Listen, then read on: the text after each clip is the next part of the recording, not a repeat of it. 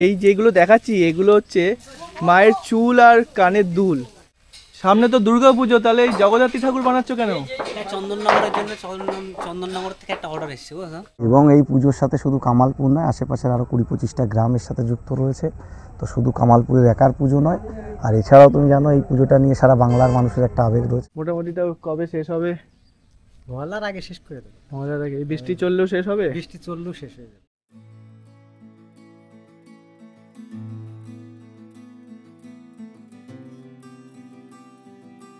আশা করি ইন্ট্রো আর থাম্বনেল দেখে তোমরা বুঝেই গেছো যে আমি কোথায় যাচ্ছি।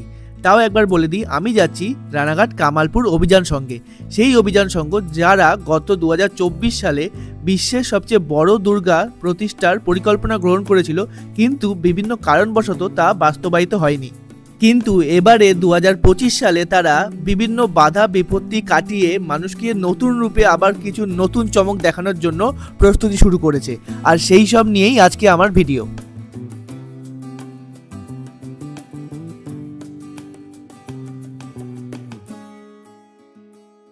যদিও বর্ষা এখনও শেষ হয়নি, কিন্তু আকাশে বাতাসে পুজোর গন্ধ আর শরতের ছোঁয়া লেগে গেছে। আর আমি সেই কারণেই এসে উপস্থিত হয়েছি রানাঘাট কামালপুর অভিযান সংঘতে। আর এখানে যেগুলো রয়েছে সেগুলো হচ্ছে মায়ের যে সন্তানরা রয়েছে তার বিভিন্ন স্ট্রাকচার মানে কি বলবো, এখনও রেডি হয়নি, কমপ্লিট হয়নি। তো সেইগুলোই এখানে রয়েছে। আর মোটামুটি 7-10 দিন পরে পুরোটাই একটা স্ট্রাকচার রেডি হয়ে যাবে, তখন আরও দেখতে ভালো লাগবে। এই দেখো এগুলো এখন এরকম অবস্থায় রয়েছে। ওই দিকে মাঠে মেন যে দুর্গা অসুর সেগুলো তৈরি অলরেডি হয়ে গেছে। এখানে গণেশ, কার্তিক, লক্ষ্মী, সরস্বতী এগুলো সব রয়েছে। আস্তে আস্তে বৃষ্টির জন্য একটু দেরি হয়েছে, কিন্তু ওরা 10 দিনের মধ্যে কমপ্লিট করে ফেলবে।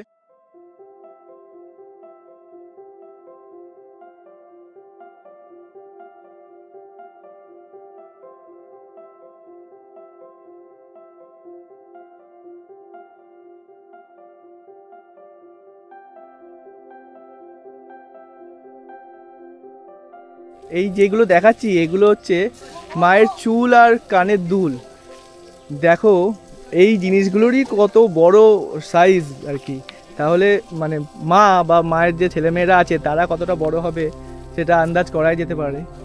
কত সুন্দরভাবে কাজ করে বানানো এই কানের দুল আর চুলগুলো। যখন পুরো জিনিসটা তৈরি হবে তখন মানে বোঝাই যাচ্ছে এক গ্র্যান্ডার সৃষ্টি হবে।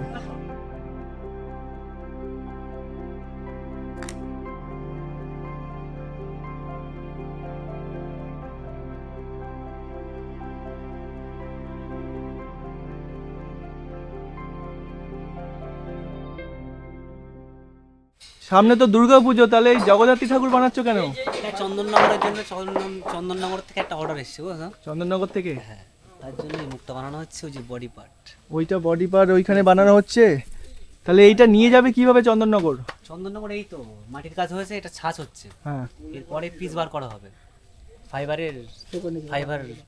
ঢালাই করা হবে। হ্যাঁ, প্রত্যেকে পিস বার করে তারপরে ওই পার্টটা ওই যে ওখানে বডি হচ্ছে ঠাকুরের বডির সাথে একসাথে জয়েন করে ওখানে গিয়ে সেটিং। আর শুনলাম সুজয়দা বললো নাকি 85 ফুটের কালী ঠাকুরও বানানো হবে, না হচ্ছে? কত ফুটের হবে সেটা বলতে হবে, সেটা সুয়াদা ছাড়া বলতে পারবে না। আচ্ছা, মানে তোমরা অনেক রকমই মানে অর্ডার পাচ্ছ এখানে অন্য জায়গায়, শুধু এখানকার না অন্য জায়গায় করার মতো? কালি হবে, আবার কালিও হবে? কালি, হ্যাঁ। মানে এই একই স্ট্রাকচারে কালি হবে না, অন্য জায়গার কাজ। ও, ওটা অনেক কিছু কাজ একসাথে হবে এখন যতদূর পর্যন্ত রানিং কাজ একবার। আচ্ছা।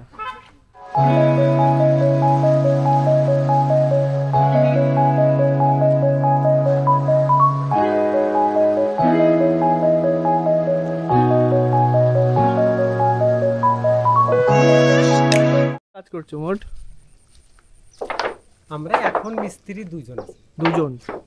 ও, তুমি কবে থেকে এইবারে কাজ শুরু করেছো?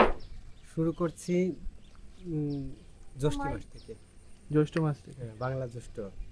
মানে 3 মাস ধরে কাজ করি। মোটামুটি তাও কবে শেষ হবে? মহলার আগে শেষ করে দেবো। মজার আগে? এই বৃষ্টি চললেও শেষ হবে? বৃষ্টি চললেও শেষ হয়ে যাবে। হ্যাঁ। আমরা এখন তো ওই যে দুর্গার কাজ হয়ে গেছে, শুধু টেক্সচারটা দাঁড়ালি পরে আমাদের সেটিং করলে। এইবার আগের বারের থেকে আলাদা টেক্সচার করেছে, একদম পার্মানেন্ট স্ট্রাকচার, পুরো লোহা দিয়ে ভিট করে। এটি হলো মায়ের মূল প্রতিমা। মায়ের বিভিন্ন অংশগুলি চারিদিকে ছড়িয়ে ছিটিয়ে রয়েছে এবং আলাদা আলাদাভাবে তৈরি হচ্ছে। কিছুদিন পরেই এটি একটি সম্পূর্ণ রূপ পাবে এবং তখন দেখতে অসাধারণ লাগবে। এই প্রতিমাটি গতবার পুরোপুরি ফাইবারের তৈরি করার চেষ্টা থাকলেও এইবার তার সাথে কিছুটা স্টোন ডাস্ট মিশিয়ে তৈরি করা হচ্ছে, যা ওপর আলো পড়লে অসাধারণ দেখতে লাগবে। মাকে দাঁড় করানোর জন্য এইবার যে স্ট্রাকচারটি তৈরি করা হচ্ছে সেটি পুরোপুরি একটি পার্মানেন্ট স্ট্রাকচার। ঠিক যেমনটা লোহা ঝালাই করে এবং বাড়ি তৈরির সময় ভিট করা হয় ইট দিয়ে, ঠিক সেরকমভাবেই ভিট করে তৈরি করা হচ্ছে যাতে কোনো রকম দুর্ঘটনা দর্শনার্থীদের না ঘটে। রানাঘাটের কামালপুরে, যেখানে গতবার বিশ্বের সবচেয়ে বড় দুর্গা হওয়ার কথা ছিল এবং কোনো কারণবশত সেটা হয়নি, তো আমি এইবারও তারা একটা প্রচেষ্টা করেছে মানুষকে, গতবার মানুষ যা দেখতে পারেনি এইবার সেইটা দেখানোর একটা চেষ্টা। তো আমি আমার সাথে পেয়ে গেছি এই পুজো কমিটির যে উদ্যোক্তা আছেন সুজয় বিশ্বাস দাদাকে। তো আমি তাকে জিজ্ঞাসা করে নেব যে গতবারের এরকম একটা ব্যর্থতা বা এত চেষ্টার পরেও না করতে পারা, তারপরেও কোন জিনিসটা এবার আবারও নতুনভাবে করার মানে আপনার উদ্যোগ জাগিয়েছে? দেখো, উদ্যোগ তো বলতে কি, মানে সবথেকে যদি বলো যে একটা চেষ্টা, সেটাকে পরপর করে যেতে হবে। সবার ক্ষেত্রেই এটা হয়, কামালপুরের ক্ষেত্রে একটু ব্যতিক্রম এই কারণেই, কামালপুর একটা প্রত্যন্ত গ্রাম। তো সেখানে দাঁড়িয়ে এত বড় একটা পুজো, সবারই একটা কনফিউশন থাকে কেন এত বড় একটা পুজো গ্রামের মধ্যে হচ্ছে এবং একটা হিউজ বাজেট। এটা সবারই একটা গতবার থেকে অবধি যদি বলো এখনও সবার মধ্যে একটা কিউরিওসিটি কাজ করে।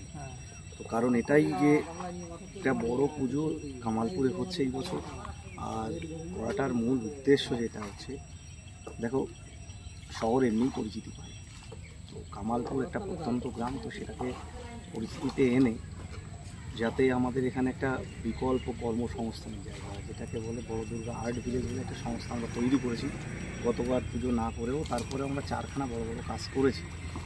তো এখন এই মুহূর্তে বড় দুর্গা আর্ট ভিলেজ যে সংস্থা তৈরি হয়েছে, যেখানে আমাদের প্রায় 50 জনা শিল্পীরা কাজ পাচ্ছে সারা বছর। তো সেই জায়গাটায় কী হচ্ছে, এখন দেখো বিশ্বের বড় জগদ্ধাত্রী এখানে তৈরি হচ্ছে। দেখলাম এবং বড় মা কালী 85 ফিট, সেটাও এখানে অর্ডার। 42 ফুটের মা কালী, সেটাও এখানে। গ্রামের সাথে সাথে শিল্পীদেরও একটা পরিচয়, মানে এটাই যে শিল্পীদের একটা কর্মসংস্থান, যেটা বলেছে একটা বিকল্প অর্থনীতি। গ্রামে তো কৃষিকাজ ছাড়া নেই, তো সেটার ক্ষেত্রে একটা বিকল্প জায়গা হচ্ছে যেটা মানুষ, আর এটার তত্ত্বাবধানে রয়েছে টোটালটাই কামালপুর অভিযানের সঙ্গে। যার কারণে কী হচ্ছে, এটা একটা বিকল্প কর্মসংস্থানের জায়গা হচ্ছে, গ্রামের মানুষ কাজ পাচ্ছে, আশেপাশের শিল্পীরাও এখানে কাজ করছে। ইভেন ফাইবারের শিল্পী যারা আছে তারা তত্ত্বপ্রস্তুতি আছে, তারাও এখানে একটা বিকল্প কাজের জায়গা পাচ্ছে। গতবারের সাথে এইবারে কি কি পরিবর্তন রয়েছে? পরিবর্তন, বড় পুজো হচ্ছে এটাই আর কি, সবাই দেখতে পাচ্ছি আস্তে আস্তে। আমরা দেখতে পাচ্ছি গতবার এরকম স্ট্রাকচার ছিল না, যে সেফটি সিকিউরিটি একটা ব্যাপার আছে। এবছর ঢালাই করে কনস্ট্রাকশন করে ইঞ্জিনিয়ার, মানে এটা তো একটা পার্মানেন্ট হয়ে যাচ্ছে, এটা পার্মানেন্ট মতোই, এত বড় একটা না ভিট করা হয়েছে, সবকিছু একটা স্ট্রাকচার সেইভাবেই করা হচ্ছে। আর যেটা করা হচ্ছে প্রশাসনের সহযোগিতা নিয়েই করা হচ্ছে। আচ্ছা, প্রশাসন সহায়তা করছে। আর মাঠ বা ভিড় হলে বা রাস্তার যে মানে না, মাঠটা তো জানো এখানে 41 বিঘা টোটাল জায়গাটা নিয়ে গ্রামবাসীরা পুরোটাই পুজোর জন্য, এবং এই পুজোর সাথে শুধু কামালপুর নয়, আশেপাশের আরও 20-25টা গ্রামের সাথে যুক্ত রয়েছে।